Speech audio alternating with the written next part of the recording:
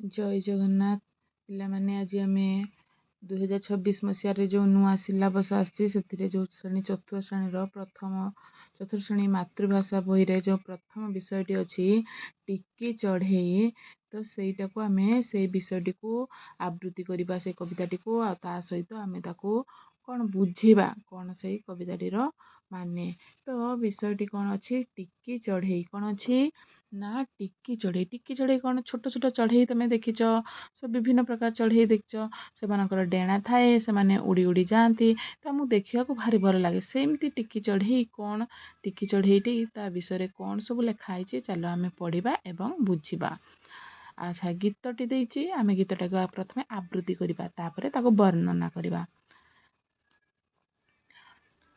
ଗଛ ଡାଳଟିରେ ଘରଟି ମୋର, ଅତି ଛୋଟଟେ ଅଣ୍ଡାକାର, ମା ସହ ମୁହିଁ ଅତି ଖୁସିରେ, ଖଣ୍ଡି ଉଡ଼ା ଦେଇ ଉଡ଼ଇଥିରେ, ମା ଚାଲି ଯାଏ ଆହାର ପାଇଁ, ବସାଟି ଭିତରେ ବୁଲଇ ମୁହିଁ, ବାହାର ଦୁନିଆ ଦେଖି ତ ନାହିଁ, ବସାଟି ସଂସାର ମୋରି ପାଇଁ, ବଡ଼ ହୋଇ ଯେବେ ବାହାର ଦେଖେ, ସବୁଜିମା ଭରା ମୋ ଚାରିପାଖେ, ଭାବିଲି ବସାଟି ନିହାତି ଛୋଟ, ବାହାର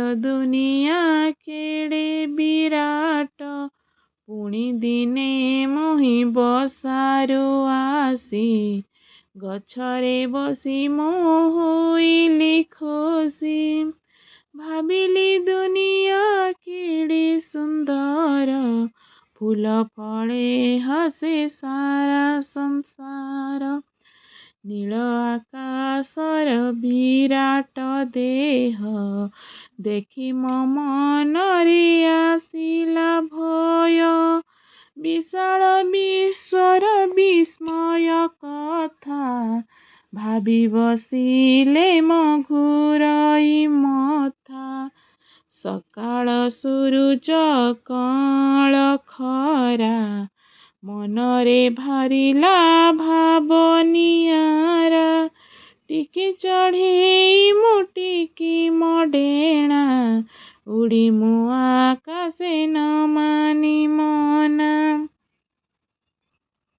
ଆଚ୍ଛା ପିଲା, ଆମେ ପ୍ରଥମେ କଷ୍ଟିଆ ଶବ୍ଦର ମାନେଟା ଜାଣିନେବା, ତାପରେ କବିତାଟିକୁ ବୁଝିବା। କ'ଣ, ଟିକି ଅର୍ଥ ଛୋଟ, ଆହାର ଖାଦ୍ୟ, ସଂସାର ମଣିଷ, ସମାଜ ପାଇଁ ପରିବାର ସୃଷ୍ଟି କରିଥାଏ ମଣିଷ, ଜୀବନ ବିତାଇଥାଏ, ତାହାକୁ ସଂସାର ବୋଲି କୁହାଯାଏ। ଅର୍ଥାତ୍ ଯେଉଁ ସଂସାର ମାନେ ଅର୍ଥାତ୍ ମଣିଷ କ'ଣ ନା ନୂଆ ପିଢ଼ି ସୃଷ୍ଟି କରେ, କିଏ ଦମ୍ପତି ଯେଉଁମାନେ କ'ଣ କରନ୍ତି, ନବବିବାହିତା, ଆମେ ସଂସାର କହିଲେ ସାଧାରଣତଃ ଆମ ବାପା ମା, ଭାଇ ଭଉଣୀ, ଜେଜେ ଜେଜେମା, ଆମେ ସବୁ ଯେଉଁ ଘରେ ରୁହନ୍ତି ତାକୁ ଆମେ ଏକ ପ୍ରକାର ସଂସାର କହିବା। ସଂସାର କହିଲେ ଦୁନିଆ, ସବୁ ଲୋକ ଯେଉଁ ବସବାସ କରନ୍ତି ଯେଉଁଠି, ତାକୁ ମଧ୍ୟ ସଂସାର କୁହାଯାଏ। ସବୁ ସଂସାର କହିଲେ ଆମେ ଏମିତି ସବୁ ବୁଝିବା। ତ ତାପରେ କ'ଣ, ସବୁଜିମା, ଚାରି ପାଖରେ ସବୁ ଜିନିଷ ପରିପୂର୍ଣ୍ଣ ହୋଇ ରହିଥାଏ, ଗଛ ପତ୍ର ଫୁଲ ଫଳ ଇତ୍ୟାଦି। ଧରା, ପୃଥିବୀ, କଅଁଳ କଅଁଳିଆ, ବିଶ୍ୱର ଅର୍ଥ ବି ପୃଥିବୀ, ଆଉ ବିସ୍ମୟ, ଆଶ୍ଚର୍ଯ୍ୟ, ବିଶାଳ, ବହୁତ ବଡ଼, ନିଆରା, ସ୍ୱତନ୍ତ୍ର ଧରଣର। ଏବେ ଚାଲ ଆମେ କବିତାଟିକୁ ବୁଝିବା। ଗଛ ଡାଳଟିରେ ଘରଟି ମୋର, କ'ଣ ନା କାହାର ଗଛ ଡାଳଟି, ଟିକି ଚଢ଼େଇଟି କହୁଛି, ଯେହେତୁ ଆମର ବିଷୟର ନାଁ ଅଛି କ'ଣ ନା ଟିକି ଚଢ଼େଇ, ତେଣୁ ଟିକି ଚଢ଼େଇ ବିଷୟଟିରେ ସେ କ'ଣ କହୁଛି ନା ଗଛ ଡାଳଟିରେ ଘରଟି ମୋର, କାହାର, କୋଉଠି ମୋ ଘର ନା ଗଛର ଯେଉଁ ଡାଳ ଥାଏ, ସାଧାରଣତଃ ଗଛରେ ସବୁ ଡାଳ ଶାଖା ପ୍ରଶାଖ ସମ୍ମିଳିତ ଥାଏ, ସେ ଡାଳରେ ନା କ'ଣ ହେଇଛି ନା ଗଛ ଡାଳରେ ଗୋଟେ ଘର ଅଛି, ଅତି ଛୋଟ ଅଟେ, ଅଣ୍ଡା ଆକାର, ଯେମିତି ଆମେ ଅଣ୍ଡା ଦେଖନ୍ତି ସେଇଭଳି ଅଣ୍ଡା ଆକାରର ଗୋଟେ ଅତି ଛୋଟ ଘରଟିଏ। ମା ସହ ମୁଇଁ ଅତି ଖୁସିରେ କାହା ସହ ନା ମା ସହ। ଆମେ ସାଧାରଣତଃ ଯେତେବେଳେ ଜନ୍ମ ହୁଅନ୍ତି କୋଉଠି ପଡ଼ନ୍ତି ଏଇ ଧରା ପୃଷ୍ଠରେ ପଡ଼ିଥାନ୍ତି। ତ ତାପରେ ଆମେ କୁଆଁ କୁଆଁ ରାବ ଦେଇଥାନ୍ତି। ମା ପାଖରେ ଆମେ କ'ଣ କୁହନ୍ତି ନା ପ୍ରଥମ ଗୁରୁ ଯଦି ହୁଏ ଆମ ମା, ସେ ଆମକୁ ଦୁନିଆ ସଂସାର ଦେଖେଇଥାଏ। ଟିକି ଚଢ଼େଇଟି ମଧ୍ୟ ମା ସହ ମୁଇଁ ଅତି ଖୁସିରେ। ତେଣୁ ମାକୁ ଦେଖିଲେ ଆମର ଯେକୌଣସି ସନ୍ତାନ ପିଲା ମାଆକୁ ଦେଖିଲେ ସବୁ ଦୁଃଖ ସେ ଭୁଲିଯାଏ। ଆଉ ମାଆକୁ ଅତି ଆପଣାର ଭାବେ। ମା ବିନା ତାର ଦୁନିଆ ବୋଲି କିଛି ନାହିଁ ସେ ଭାବେ। କାହିଁକିନା ମା କାନିରେ ହିଁ ତା ଜୀବନ ଲୁଚି କରିଥାଏ।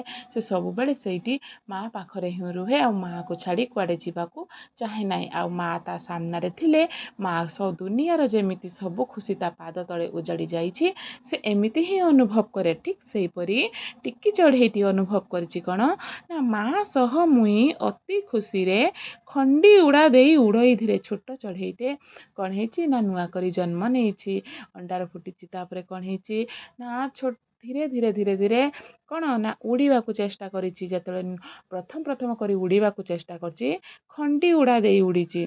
ଖଣ୍ଡି ଉଡ଼ା ଯେତେବେଳେ ଛୋଟ ପିଲାଟିଏ ତୁମେ ଯେତେବେଳେ ଛୋଟରୁ ବଡ଼ ହୁଅ, ଯେତେବେଳେ ପ୍ରଥମେ ଛିଡ଼ା ହୁଅ, ଛିଡ଼ା ହେଲା ପରେ କ'ଣ ହୁଏ କ'ଣ ହେଇଛି ନା ଖଣ୍ଡି ଉଡ଼ା ଯେତେବେଳେ ଛୋଟ ପିଲାଟିଏ ଆସ୍ତେ ଆସ୍ତେ ଯେତେବେଳେ ତାର କ'ଣ ନା ସେ ତାର ଶରୀର କାର୍ଯ୍ୟ କରେ। ସେ କ'ଣ ନା ଛୋଟ ଆଗର କ'ଣ ପେଟେଇବ, ତାପରେ ହାମ୍ପୁଡ଼େଇବ, ତାପରେ କ'ଣ କରେ ଠିଆ ହେବ, ତାପରେ ଟିକି ଚଲା ଦେବ। ଟିକେ ଚାଲୁଥିବ ପଡ଼ି ଯାଉଥିବ, ଟିକେ ଚାଲୁଥିବ ପଡ଼ି ଯାଉଥିବ, ଏମିତି ଆସ୍ତେ ଆସ୍ତେ ଚଲା ଶିଖେ, ତାପରେ ଦୌଡ଼ା ଶିଖେ। ଠିକ୍ ସେହିପରି ଖଣ୍ଡି ଉଡ଼ା ଦେଇଛି ଛୋଟ ଟିକି ଚଢ଼େଇଟେ ଯେତେବେଳେ ନୂଆ କରି ସେ ଉଡ଼ିବା ପାଇଁ ଚେଷ୍ଟା କରିଛି, ଖଣ୍ଡି ଉଡ଼ା ଦେଇଛି, ଉଡ଼ି ଉଡ଼ି ଯାଇଛି, ଟିକେ ପଡ଼ିଯାଇଛି, ପୁଣି ଖଣ୍ଡି ଉଡ଼ା ଦେଇକି ଉଡ଼ିଛି, ଟିକେ ରହିଯାଇଛି। ତ ସେମିତି ଖଣ୍ଡି ଉଡ଼ା ଦେଇ ଉଡ଼ଇ ଧୀରେ ଧୀରେ ଧୀରେ ଧୀରେ ଧୀରେ ଖଣ୍ଡି ଉଡ଼ା ଦେଇକି ଉଡ଼ିଛି। ମା ଚାଲିଯାଏ ଆହାର ପାଇଁ ବସାଟି ଭିତରେ ବୁଲଇ ମୁଇଁ। ଖଣ୍ଡି ଉଡ଼ା ଦିଏ। ଆଉ ମା ସାଧାରଣତଃ ଆମ ମା ମାନେ କ'ଣ କରନ୍ତି, ଆମେ କେମିତି ଖାଇବା, କେମିତି ରହିବା, କ'ଣ ପିନ୍ଧିବା, କେମିତି ଶୋଇବା ସବୁ କଥା ମା ଆମର ଚିନ୍ତା କରନ୍ତି। ସେମିତି ଟିକି ଚଢ଼େଇର ମାଟି କ'ଣ କରିଛି ନା ଖଣ୍ଡି ଉଡ଼ା ଦେଇ ଉଡ଼ଇ ଧୀରେ ମା ଚାଲିଯାଏ ଆହାର ପାଇଁ। ମା କ'ଣ କରିଛି ନା ଆହାର ପାଇଁ, ଖାଦ୍ୟ ପାଇଁ, ସେ ଆହାର ଅର୍ଥ ଖାଦ୍ୟ। ମା ଆହାର ଖାଦ୍ୟ ସଂଗ୍ରହ ପାଇଁ ଦୂରକୁ ଚାଲି ଯାଇଛି ଉଡ଼ିକି। ବସାଟି ଭିତରେ ବୁଲଇ ମୁଇଁ। ମା ଯେହେତୁ ମୋତେ ଛାଡ଼ିକି ଚାଲି ଯାଇଛି, ମୁଁ ଅତି ଛୋଟ ଅଛି, ତେଣୁ ମୁଁ କ'ଣ କରିଛି ନା ମୁଁ ବସା ଭିତରେ ରହିଛି। କ'ଣ କରିଛି ନା ବସା ଭିତରେ ରହିଛି। ବାହାର ଦୁନିଆ ଦେଖି ତ ନାହିଁ, ତେଣୁ ଯେହେତୁ ମୁଁ ବସା ଭିତରେ ରହିଛି, ଛୋଟ ଅଛି, ମା ମୋତେ ଦୂରକୁ ନେଇନି ତା ସହିତ, ତ ତେଣୁ ମୁଁ ବାହାର ଦୁନିଆ କେବେ ଦେଖି ନାହିଁ। ବସାଟି ସଂସାର ମୋହରି ପାଇଁ। ଯେହେତୁ ମୁଁ ଦୁନିଆ ଦେଖିନି, ବାହାର ଦୁନିଆ ଦେଖି ନାହିଁ, ସମାଜ କ'ଣ ଜାଣିନାହିଁ, ତେଣୁ ଏଇ ଯେଉଁ ବସା ଭିତରେ ମୁଁ ରହିଛି, ଏଇ ବସାଟି ହିଁ ହେଉଛି ମୋ ପାଇଁ ସଂସାର। ଏଇଟା ହିଁ ହେଉଛି ମୋ ପାଇଁ ଦୁନିଆ। ତ ଏଇ ସବୁ କିଛି ହେଉଛି ଏଇ ବସା ମୋ ପାଇଁ। ବଡ଼ ହୋଇ ଯେବେ ବାହାର ଦେଖେ ସବୁ ଜିମା ଭରା ମଚାରି ପାଖେ। ତେଣୁ ବଡ଼ ହେଇକି ମୁଁ ଯେତେବେଳେ କ'ଣ ଦେଖେ ନା ବାହାରକୁ ଦେଖେ। କ'ଣ ଦେଖେ?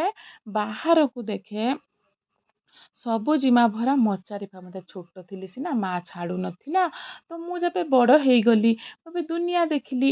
ତ ବଡ଼ ହୋଇ ଯେବେ ବାହାର ଦେଖେ, ଯେବେ ମୁଁ ଦୁନିଆ ସଂସାରକୁ ଦେଖେ ସବୁ ଜିମା ଭରା ମଚାରି ପାଖେ। ସବୁ ଗଛ, ସବୁଜ ଗଛ ପତ୍ରରେ ପରିପୂର୍ଣ୍ଣ ମୋ ଚାରିପାଖ ଏ ସଂସାରରେ ସବୁ କିଛି ପରିପୂର୍ଣ୍ଣ ଲାଗୁଛି। ଭାବିଲି ବସାଟି ନିହାତି ଛୋଟ, ବାହାର ଦୁନିଆ କେଡ଼େ ବିରାଟ। ଯେତେବେଳେ ସେ ଟିକି ଚଢ଼େଇଟି ବସା ଭିତରେ ଥିଲା, ତାକୁ ସଂସାର ଭଳି ଲାଗୁଥିଲା ସେ ବସାଟି। ଯେହେତୁ ସେ ବାହାର ଦୁନିଆ ଦେଖିନଥିଲା, ବସାଟି ତା ପାଇଁ ସବୁ କିଛି ଥିଲା। ଯେତେବେଳେ ସେ ଟିକେ ବଢ଼ିଲା, ଯେତେବେଳେ ବାହାର ଦୁନିଆକୁ ଆସିଲା, ଖଣ୍ଡି ଉଡ଼ା ଦେଇ ବାହାର ଦୁନିଆ ଦେଖିଲା ବେଳକୁ ସେ ଜାଣିଲା ଯେ ନା ବସା ଠାରୁ ବାହାର ଦୁନିଆଟି ହେଉଛି ଅତି ବଡ଼। ଭାବିଲି ବସାଟି ନିହାତି ଛୋଟ, ତା ବାହାର ଦୁନିଆ କେଡ଼େ ବିରାଟ। ଯେତେବେଳେ ମୁଁ ବାହାରକୁ ଆସିଲି, ସତରେ ମୁଁ ସେଇଠୁ ଜାଣିଲି ବସାଟା ହେଉଛି ଛୋଟ ଆଉ ବାହାର ଦୁନିଆ ହେଉଛି ବହୁତ ବଡ଼। ପୁଣି ଦିନେ ମୁହିଁ ବସାରୁ ଆସି ଗଛରେ ବସି ମୁଁ ହୋଇଲି ଖୁସି। ଭାବିଲି ଦୁନିଆ କେଡ଼େ ସୁନ୍ଦର, ଫୁଲ ଫଳେ ହସେ ସାରା ସଂସାର।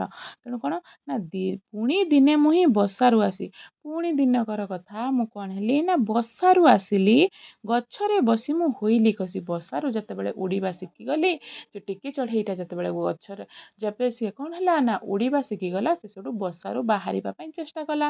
ତ ବସାରୁ ବାହାରିକି ଯାଇକି କେଉଁଠି ବସିଲା ରେ ନା ଗଛ ଡାଳରେ ବସିଲା। ଗଛରେ ବସି ମୁଁ ହୋଇଲି ଖୁସି। ଯେତେବେଳେ ଗଛ ଡାଳରେ ବସିଲା ଭାରି ଆନନ୍ଦ ଅନୁଭବ କଲା, ଭାରି ଖୁସି ଲାଗିଲା, ଉତ୍ଫୁଲ୍ଲିତ ହୋଇ ଉଠିଲା। ଭାବିଲି ଦୁନିଆ କେଡ଼େ ସୁନ୍ଦର, ଫୁଲ ଫଳେ ହସେ ସାରା ସଂସାର।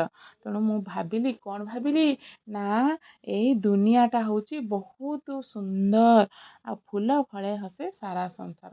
ଫୁଲ ଫଳିକି ହସି ଉଠେ କ'ଣ ନା ଏହି ସଂସାର, ସାରା ସଂସାର ଏ ଜଗତ କ'ଣ ନା ଫୁଲ ଫଳେ ହସି ଉଠେ, ଖୁସିରେ ହସି ଉଠେ ଏଇ ସଂସାର, ଏଇ ଦୁନିଆଟି ଫୁଲ ଫଳ ଗଛ ସବୁଜିମାରେ ପରିପୂର୍ଣ୍ଣ ହୋଇ ଖୁବ୍ ଯେମିତି ଅତି ସୁନ୍ଦର ଦେଖାଯାଉଛି।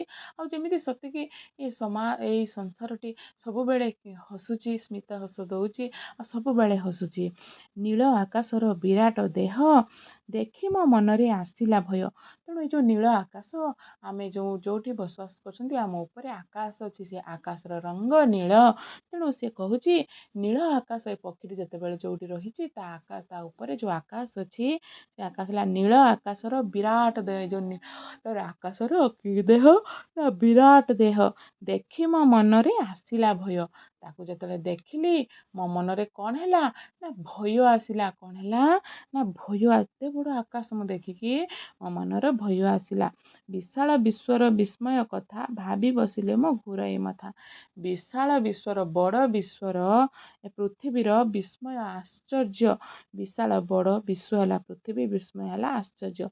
ବଡ଼ ପୃଥିବୀର, ଏଇ ଯେଉଁ ବହୁତ ବଡ଼ ପୃଥିବୀର ଆଶ୍ଚର୍ଯ୍ୟ କଥା ଭାବି ବସିଲେ ମୋ ଘୁରୋଇ ମଥା। ଯେତେବେଳେ ବିଶାଳ ପୃଥିବୀର କଥା ମୁଁ ଭାବେ, ସେତେବେଳେ ମୋ ମଥା ଘୁରେଇ ଦିଏ।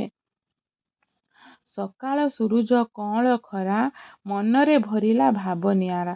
ସକାଳ ସୁରୁଜ କଅଁଳ ଖରା, ଯେତେବେଳେ ସକାଳ ସୂର୍ଯ୍ୟ କିରଣ ପଡ଼ିଥାଏ, ତାର କଅଁଳ ଖରା ମଧ୍ୟ ପଡ଼ିଥାଏ।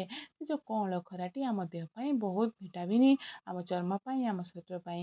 ତ ସେ କହୁଛି କଅଁଳ ସୁରୁଜ କଅଁଳ ଖରା, ଯେତେବେଳେ ସକାଳ ସୂରୁଜର କଅଁଳ ଖରା, କଅଁଳିଆ ଖରା ପଡ଼ିଥାଏ, ଯେଉଁ ଖରା ଆମ ଶରୀରକୁ କଷ୍ଟ ଦିଏ ନାହିଁ। ଶରୀରକୁ ପଡ଼ିଲେ, ଶରୀର ଉପରେ ଯେଉଁ ଖରା ପଡ଼ିଲେ ତାକୁ ଆମେ କଅଁଳ ଖରା ବୋଲି କହିଥାଉ। ମନରେ ଭରିଲା ଭାବ ନିଆରା। ଏ ମନରେ ଭରିଛି କ'ଣ ନା ଭାବ ନିଆରା, ପୁରା ନିଆରା, ପୁରା ସ୍ୱତନ୍ତ୍ର ଧରଣର ଭାବନା ଆମ ମନରେ ଭରି ଦେଇଥାଏ। ଟିକି ଚଢ଼େଇ ମୁଁ ଟିକି ମୋ ଡେଣା, ମୁଁ ଛୋଟିଆ ଚଢ଼େଇଟେ, ଆଉ ଛୋଟ ହେଉଛି ମୋର ଡେଣା। ଭାବେ ଉଡ଼େ ମୁଁ ଆକାଶେ ନ ମାନି ମନା। ମୁଁ କିଛି ମାନେ ନାହିଁ, ମୋ ମନ ମାନେ ନାହିଁ, କିଛି ମାନେ ନାହିଁ। ମୋ ମନ ଖୁସିରେ ମୁଁ ଯୁଆଡ଼େ ଇଚ୍ଛା ହୁଏ ସିଆଡ଼େ ଘୁରି ବୁଲେ। ତେଣୁ ଟିକି ଚଢ଼େଇଟି ସେ ତାର ମନ କଥାକୁ ଅତି ସୁନ୍ଦର ଭାବରେ ବର୍ଣ୍ଣନା କରିଛି। ବିଷୟଟି ଆପଣଙ୍କୁ କେମିତି ଲାଗିଲା? ଭଲ ଲାଗିଲେ ଆପଣ ଦୟାକରି ଚ୍ୟାନେଲଟିକୁ ସବସ୍କ୍ରାଇବ୍ କରିବେ, ଲାଇକ୍ କରିବେ, ସେୟାର କରିବେ। ରହୁଛି।